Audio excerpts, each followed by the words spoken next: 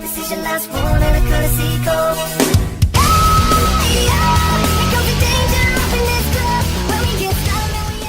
Hey guys, welcome back. Aurabomb here to bringing you another episode of our Do's and Don'ts episode series, whatever you want to call it. It's a series where we go over sets, but not every card. We just go over cards that are notable, tell you what you should and shouldn't get, what is and isn't worth your money, and what you should probably get quicker rather than later. We're doing Shining Legends today. I didn't do a set analysis of the set. As you guys know, usually me and Sticks get together to do some set analyses. You know it. Moving on. But because the set's so small and we're both busy with school, we weren't able to get together. And I figured I might as well just jump to the do's and don'ts videos. These do get a lot of support. If you guys don't mind, drop a like if you have not already. I always greatly appreciate the support you guys give me. Helps the channel greatly. But let's just hop right into it. Now this set only has 78 cards. 78 cards including secret rares. So it's not a big set. The issue with the set is that it's not your standard set. You can't get these in booster boxes. You can't buy packs individually. The only way to get packs is by getting their product boxes. This includes elite trainer boxes, which are $50-ish, I believe. Comes with 10 packs. I'm pretty sure you can find them for like 30 or 40. I don't know the prices. You have those full art boxes. We have Zoroark GX full art and Raichu GX full art. As you can see right here, they come in boxes and not in the set, which means which is another way to get. I think they get 5 packs at a time. That's something worth getting, and they're always just Shining Legend packs. Something to keep in mind. And they also have those little promo card triple box packs. So like there's a 3 packs in there and a promo card. So there's another way to get Shining Legends, but I believe that's the only way. So we also have that big Ho-Oh GX box that gives you a promo Rainbow Ho-Oh GX, which we didn't get in our Burning Shadow set, on top of 10 packs. The most cost-efficient way to get packs, if you do want to get packs to get these cards, is the Elite Trainer box. But with this set, it's in your best interest just to buy singles, which is what this video is all about, to tell you guys what is and isn't worth getting. Something just to get all the cards right away. Well, they're probably pretty cheap, and then we can go from there. So it's not a big set, so we're just gonna hop right into it. I do want to make this video short, so. We have, to start things off, we do have Venusaur here. Venusaur is actually really cool. Also, I did rip up my throat recently, so if you see me drinking a lot of water or clearing my throat, I apologize. So Venusaur is pretty cool. It's uncommon, so it's going to be pretty cheap, which is always nice. 160 HP, stage 2 Pokemon, but it has a really cool ability in Lord of the Jungle. Each basic grass type energy attached to your Pokemon provides 2 grass energy instead. On any Pokemon too, not just grass type Pokemon. So this actually works on Lele. It also works on a couple other Pokemon, which we'll talk about later, and it works for that Alolan Exeggutor GX that is coming out soon. So I think Venusaur is pretty cool. It doesn't stack. You cannot use more than one of the Lord of the Jungle ability each turn, which means you're probably gonna need a maximum of 3 of these. So I would probably get like a 3-2-3 line if you're really heavily invested on making the Venusaur work. It's probably the max I would get. So that's something worth getting. The Bulbasaurs and Ivysaurs are not really interesting. I guess this one for 2 grass, 2 colors can burn and can poison and confuse your opponent, which is nice, but whatever. Shining Celebi is a card I get 2 of at the very least. It's a really, really cool card. It's a beautiful card. Celebi's up there is one of my favorite Pokemon. I think it's my favorite grass type, so it's actually really cool. And as this Pokemon is in play, each of your opponent's evolved Pokemon can use attacks from its previous evolution. It's Shining Legends, I'm sorry. Shrine of Memories, but as a Pokemon, it is a bench space being taken up. It is an ability that could be locked out by Garbodor, but it's our only way for us to do it in this current format. And it's actually pretty cool. I'm sure we're going to get cards that are going to abuse this ability. Right now, the only thing I can think of off the top of my head is Charizard GX, because we have some pretty cool Charmanders, I believe, in Generations that can abuse the Shining Celebi, since you have a big, massive 250 HP with Charizard. So I would give yourself 2 of these, because in the future, it's probably going to be a really, really good card. And by the way, I'm going to run through this. If you guys want to take a look at all these other cards that I'm skipping, in the description, I should have the link to this. If I don't, I'll provide it somewhere. Don't worry.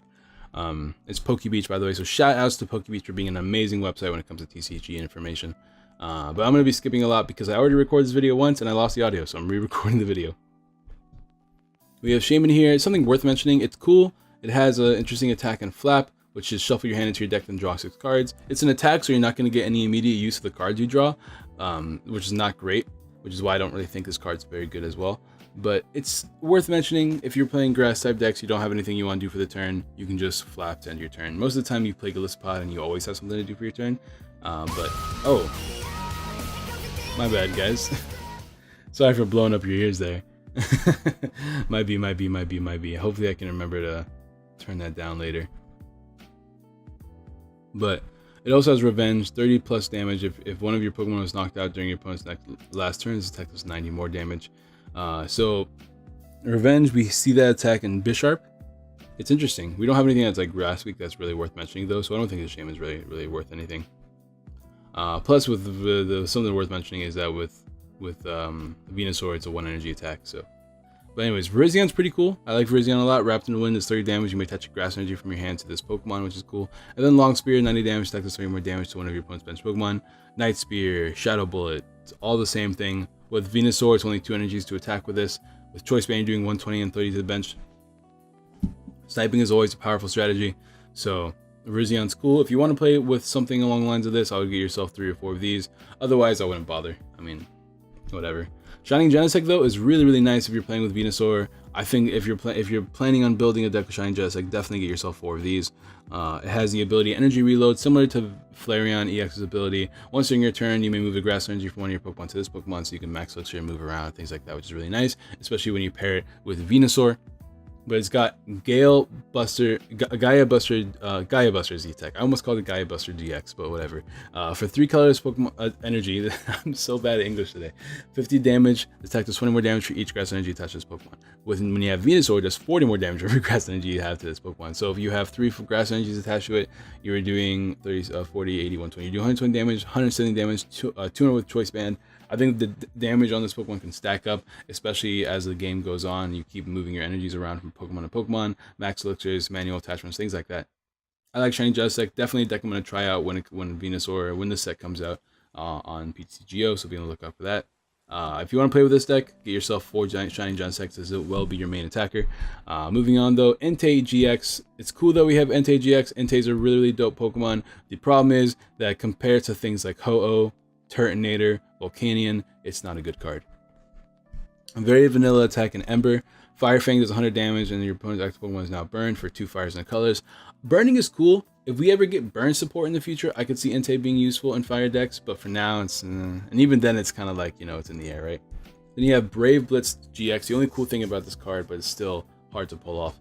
Attack does 150 damage to one of your opponent's bench Pokemon. So you can snipe for 150, which is very powerful, but it's 2 fire energies and a colorless, which means that it's not really worth doing, because you have really strong fire type GX attacks in the likes of Turtonator, being able to accelerate 5 energies from your discard pile, which is something that's going to be in the discard pile. You're definitely going to have your fire energies in the discard pile as the game goes on if you're playing a fire type deck due to cards like Scorched Earth and Volcanion Steam Up. So overall, don't get an Entei. I don't think it's worth your money.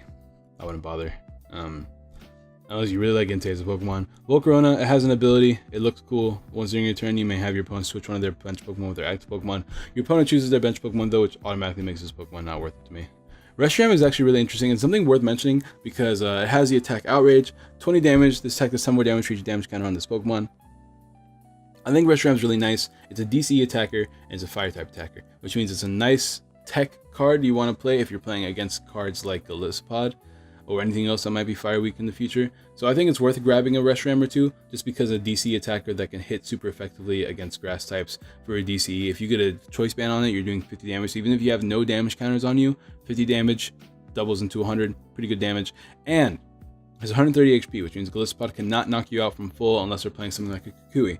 This Choice Band won't affect them. They don't have any Fighting Fury belts, accessibility or anything like that. So I definitely think Reshiram's worth getting, especially if you think your decks are going to be weak to Gallipod in the future. I would definitely grab yourself 1 or 2 Reshirams because it's pretty dope also. Like look at that artwork. Look at that. It's just clean. That's clean artwork. Alright. Lynn Torcat. Boy, I got swag. TM87.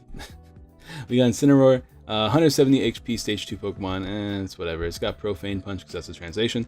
50 plus damage. If any of your bench Pokemon have damage counters on them, this attack does 80 more damage. 130 for a fire and a colorless is not bad, but it's still a stage 2. It's hard to set up. 170 HP is pretty decent, but It's whatever. 2 fire and a colorless, which is such a common attack cost for these fire Pokemon. It's such an inconvenient attack cost. 180 damage, discard all fire energy attached to this Pokemon. I don't think it's very good. Now, Crocodile is interesting, and if we get a better Feraligatr in your future, it might be worth grabbing, because it has the ability, Plunge. Once during your turn, you may move all energy from your active Pokemon to this Pokemon. If you do, switch this Pokemon with your active Pokemon. So you can switch between different Pokemon, which is pretty dope, but which is cool because you can evolve it directly to your Feraligatr. The only issue is that Feraligatr itself is not very interesting as a Pokemon. 160 HP in stage 2 is not great nowadays. Its attack is crunch, 80 damage, it's got a special energy attached to your active Pokemon. It would be really nice if this wasn't special energy, if it was just energy in general, but overall it's not. And Hydro Splash only does 130 damage. There's not really many ways to increase the damage output of water type Pokemon, so I don't think it's really worth playing this Feraligatr. Here's that. Quillfish, I had somewhere. Its attack, it has a color that can poison your opponent, and it's just, that's all it does is poison. And then the other one does like 30 damage. So it's not, overall, I've seen it already. It's not a good card. Don't worry about it. We have Buizel and Floatzel. I do have the Floatzel right here pulled up. It's not good either. Does 30 damage to itself. It's whatever. It's like you guys might want to see it though. Palkia is boring. 30, 100, whatever. Manaphy is boring as well. Now it kind of has something interesting going for it. It has an ability that you can heal 20 damage from one of your Pokemon that has a water energy attached to it. Most of the time I'd rather play the Shaman EX promo, because that one can heal 20 damage from all your bench Pokemon.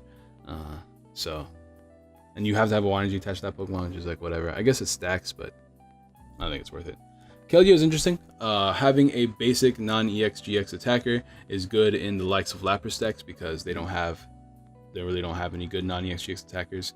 So it does 20 damage. Determined Horn does 20 damage plus 20 more damage to each of your opponent's bench Pokemon. So what, you can hit 120 max in standard. It's not much damage, but like, yeah, it's something worth mentioning because it's easy to charge up because of Aqua Patch and stuff like that. Then you have Rescue, put 1 water energy from your discard pile into your hand. It's whatever. Shiny Volcanian's interesting, but not great either. I should probably show you guys the images so you guys can take a look at them. We got Shiny Volcanian here. For 3 water energies, you have Dual Pump. That's 50 damage to 2 of your opponent's Pokemon. If it wasn't for the fact that it was 3 water energies, this would be pretty decent. But it's 3 whole water energies. I know we have Aqua Patch and stuff like that, but I do really want to. Do I really want to use my Aqua Patch? Do I really want to allocate my Aqua Patch uses to a Shiny Volcanion? I don't think so. And Quad Smash, flip 4 coins, stack does 50 damage times the number of heads. It's a coin flip attack. Already disliking it. We have Pikachu here. Pikachu is beautiful. Look at him. He's so happy. There's a rainbow. It's got 60 HP and its attack is bad. Moving on. I love Pikachu, guys. Don't get me wrong. But there's better Pikachus. We have Raichu here. 210 HP Pokemon. I like Raichu a lot. There's a lot of potential with Raichu. It's a stage 1, 210 HP Pokemon. It's pretty nice. It has the really cool attack, Powerful Spark. 20 damage. This attack does 20 more damage for each lightning energy attached to all your Pokemon in play. It is Dark Rise, Dark Pulse attack, but on a stage 1 Pokemon. And on a Raichu. We all love Raichu. Look how cool Raichu is. It's a cool Pokemon. I actually think this deck has potential. Once again, it's a deck archetype. It's not like a tech card. Not everybody's going to want it. But if you do want to build Raichu, Magnezone, Raichu Electrode is something worth looking into.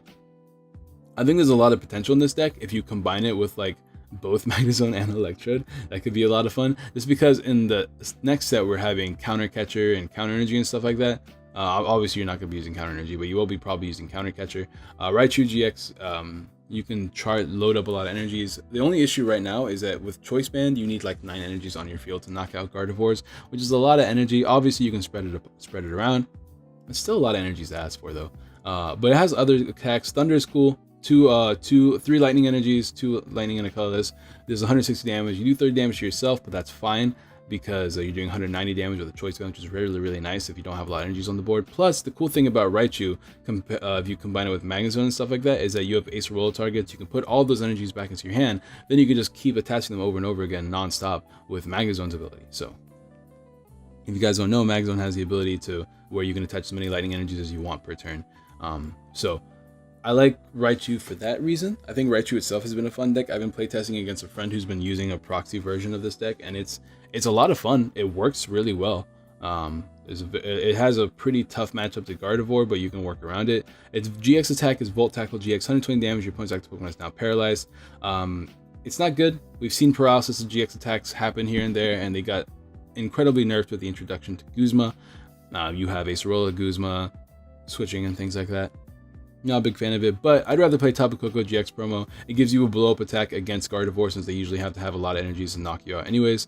And it's a GX attack is very strong and it's a consistent attacker as well, so I like Raichu GX. I think the deck's gonna be a lot of fun. I'm definitely gonna give it a try. And if you do play electric type decks in general, you want a good accelerator, we have Raikou here, which is once again another beautiful card. It looks really nice, but it has Oblivion Wing, but for lightning. 30 damage, attack a lightning energy from your discard pile to one of your bench Pokemon for 1 lightning energy. I like it a lot. Definitely grab yourself a couple of Raikous if you do plan on playing electric decks in the future. Lightning Ball, 2 lightning as a color, 90 damage, so you know how it is. Vanilla attacks with these kind of Pokemon. Zekrom is the electric version of Reshiram, just like in the past, but I don't know. There's not many things weak to lightning, so I don't think it's really worth playing.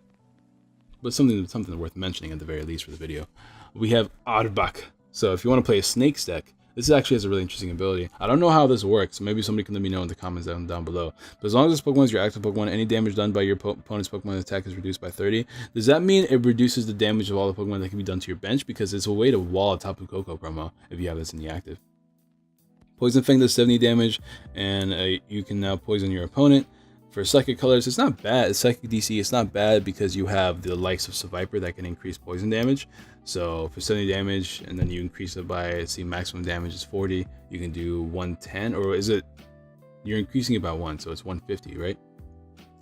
Because you're doing 120. I mean, because you're doing the 1 put from poison, then each Seviper increases it by 1, so you're doing 50 extra damage. So you're doing 120 with Choice Band. That's 150. And if they don't retreat, they're taking more knockout damage. It's a good way to force your opponent to retreat nonstop. So, I don't know. It's something worth mentioning if you want to be that guy. And then Mewtwo GX.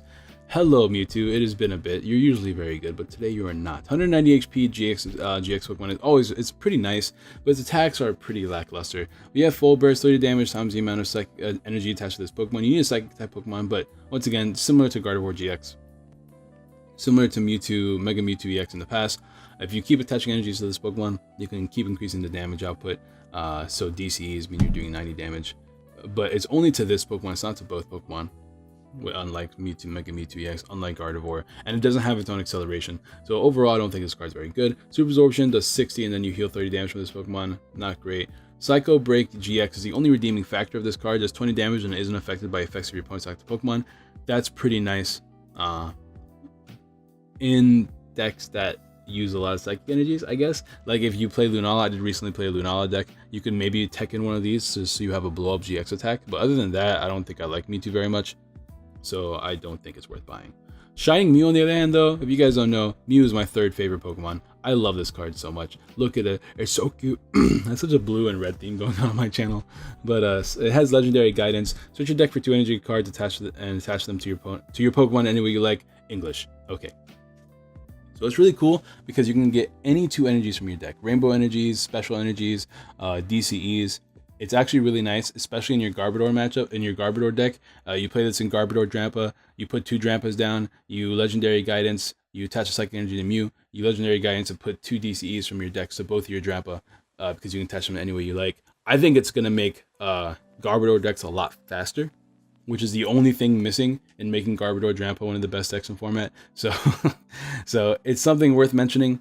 Other than that, I guess it's also cool too because you can fully set up something like Kartana or any other Magearna if you're in your Garbodor Drampa decks as well. So I know my Garbodor Drampa decks are going to have a one of Magearna that I'm going to be playing, just so I can Oko the likes of Mega Guardies from full. Maybe Kartana if I ever do choose to play Kartana. Although Kartana can't Oko Mega Guardi from full unless you're playing the Potown variant, which I will be playing the Potown variant, so this is something worth mentioning at the very least. But regardless, I would grab yourself 2 or 3 of these shiny Mews. I mean, the downside is that you need to have a Psychic Energy attached to it. So if you're playing like so that means the only decks are going to be abusing this are decks that play Psychic Energies or Rainbow Energies. And in the Rainbow Energy variant, you're gonna be digging hard to get those cards that you need. But I mean, it's a good card, especially since it's in since it has a really good fit in a really good deck. So We have Latios here. Latios is once again one of my favorite Pokemon as well. It's 4th right below Mew because we have Togekiss, Lucario, Mew, and Latios. Latios is pretty dope. Breakthrough has 30 damage. It does 30 damage to one of your opponent's bench Pokemon. It might be worth playing. I'm not too sure. I mean, the 30 damage number is really nice if you're playing a sniping deck, because I've been playing a lot of Tapu Koko, Espeon, Weavile, things like that. Things that snipe your bench for a lot of damage. And for DCE, being able to snipe for 30 and then 30 on the bench wherever you want could be a big deal, because sometimes that 30 damage does come in clutch. But 120 HP, not a free retreat. You know, it's up there, so I don't think it's worth getting. But moving on. Shining Jirachi. Shining Jirachi is pretty interesting. 70 HP and you can fully devolve somebody's Pokemon. Unlike Espeon, Espeon devolves them by one stage. Shining Jirachi will devolve them all the way down to their base. It could be good in a lot of matchups, but unfortunately, once again, you need a Psychic Energy for it, which means not a lot of decks will be able to actually afford playing this. And most decks will prefer Espeon because Espeon devolves all of your opponent's Pokemon, while this one only devolves the active Pokemon to their base, which is, you know what I mean. But I mean, it could have a niche. Maybe you'll see some Garbodor decks play this on, because if they if they think about it like this, right? If you're playing against Gardevoir, and you have Potan out, and they do manually evolve Kirlia to Ralts to Kirlia to Gardevoir, they're taking 60 extra damage. You hit them with a Shining Jirachi, and then you're there all the way down to their bench Ralts, which has only 60 HP, and that knocks them out. So it is something worth mentioning. Another card to potentially make the deck better. Garbodor Drampa decks better, but you know, something, you know, it's for the video. If you want to play around with that, you can grab yourself one or two of those. Another cool Psychic type Pokemon. Apparently, Psychic is where it's all at in this set. English is hard for me today, guys. I'm sorry. I'm really tired. Marshadow's here. We got a little bit of a joke in my channel. It's got the Judge effect. The King will be playing this soon. But when you play this Pokemon from your hand to your bench, both players shuffle their hands into their deck and draw 4 cards. It's cool. Late game, it accelerates you because usually you've taken a lot of prizes and then you can end down to a low number. Being able to draw 4 is nice. It disrupts your opponent's early game. The problem with it is that it takes up bench space. Its attack isn't very good, and in this meta, your bench space is kind of valuable, especially when you use Tapu Lele to get your supporters as opposed to VS Seekers. So it's up in the air. But if you want to play Yanmega, it could be something interesting, right? So maybe you just grab yourself 1 or 2 of these. I don't know. We'll see in the future. Spirit Tombs, whatever, has an ability that prevents your opponent from retreating, so that's nice, I guess. Liepard is cool. Torment, choose one of your opponent's defending Pokemon's attack. The Pokemon can't use that attack during your opponent's next turn, but between switching and Guzma and stuff like that, I don't think it's worth it. Scrafty's whatever. Zorba's cool. It's got 60 HP. It's the only Zorba I think that has a good attack for DC, and by good attack, I mean you can do 20 damage for it. So, I mean, that's something worth mentioning. I think the other Zorba are better, but if you want to attack, like do actual damage on the first turn, I would say get yourself 4 of these. And then Zoroark GX, probably the best card in this set. Beautiful card in both standard and expanded. Has a really cool ability in exchange. Once during your turn, before you attack, you may discard 1 card from your opponent's one card from your hand. If you do, draw 2 cards. So it's a nice little acceleration. You can combine it with that girl Mallow to get any 2 cards you want by using Mallow's ability to put any 2 cards from your deck to the top of your deck. And then you can use exchange to draw those 2 cards. So it's like a teammate's every single turn. Then you can play Mallow, that is. So definitely going to be playing a 4 of Mallow in this deck whenever I play the Zoroark GX deck in standard. It has Riot Beat, 20 damage times the amount of energy amount of Pokemon you have in play. The exact opposite of the other Zoroark we're used to, but it's still pretty dope. You can hit 120, 150 with Choice Band. And if you want to be that guy, you can hit 170 with Kukui. Kukui is not too bad either, because you're drawing a lot anyways. You actually don't need that many draw supporters in this deck because you'll be using Zoroark GX's ability to draw. So Kukui could definitely be used. It sucks. If we had Skyfield in the format, it'd be really good. And that's why I'm really excited about this deck in Expanded, because you can actually hit 210 if you add Choice Band, because if you have Skyfield, that's 9 Pokemon in play, counting your active, which is 180 damage, which is 210 with Choice Band. It's essentially a really powerful card. Probably something that's going to be replacing Rayquaza as far as like a card that you'll be seeing a lot more often. Rayquaza has the ability to evolve right away and to attack right away, so they have two little things going for them. But being weak to fighting in a format where there's not really fighting type cards is really nice, including an expanded. Being resistant to Psychic is good as well. Trickster GX is interesting. Choose one of your opponent's Pokemon's attack and use it as this attack. It's like Zoroark breaks foul play. It's like the old foul play we had from the base black-white set, but you can use any attack on your opponent's side of the field, not just their active Pokemon's attack. So that's something worth mentioning. I like it a lot. Zoroark GX is pretty dope. I'm definitely going to be grabbing at least 3 of these, because you're probably going to be pairing it with the other Zoroarks. You're probably not going to want 4.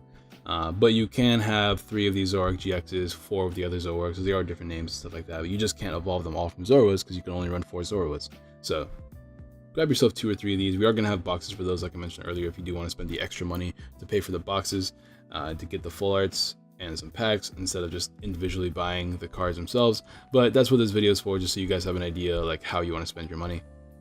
Yveltal here is Oblivion Wing, 90 damage, attach 1 dark energy from your discard pile to one of your bench Pokemon. It's just like the other Oblivion Wings, but you're doing more energy, more damage for more energies. You need dark DC. I don't think it's worth it. I don't think it's worth buying. Don't bother. Hoopa, Bandit Guard is cool. Prevent all effects of attacks including damage into this Pokemon by your opponent's GX and EX Pokemon.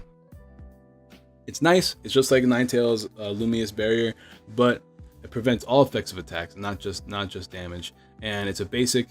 And sucks. Why are you better? Don't be better. But it has 120 HP, which is 10 more HP than the other for the Ninetales. But it has a 2 retreat cost, which is an extra retreat cost compared to Ninetales. But its attack is the same, but it's dark instead of water. So give and take there. But definitely grab yourself a couple of these, just because it's nice to have a stall card in your deck. I'm definitely gonna be playing this in my Umbreon deck whenever I get Umbreon rocking around, Umbreon GX strafing into Hoopa, things like that.